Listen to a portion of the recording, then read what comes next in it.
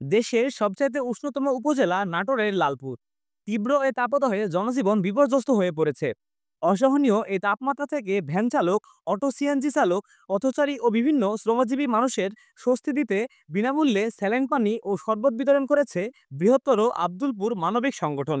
রবিবার 11 মে দুপুরে উপজেলার ত্রিমোহিনী চত্বরে 200 শতাধিক মানুষের তৃষ্ণা নিবারণ করে সংগঠনের সদস্যরা।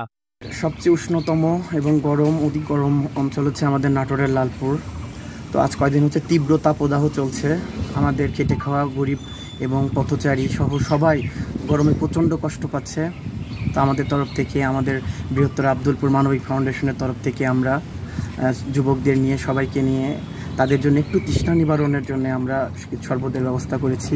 প্রচণ্ড গরম, এই গ্রীষ্মকালের সেই গরমে আমরা জাস্ট শরবত বিতরণ করলাম সাধারণ মানুষের, খেটে খাওয়া মানুষের, যেমন যারা ভ্যান চালক, রাস্তায় ভ্যান চালায় এবং যারা দিনমজুর, তাদের এই গরমে একটু শান্তির জন্য শুধু আমরা এতটুকু করার জন্য এখানে আসছিলাম আজকে।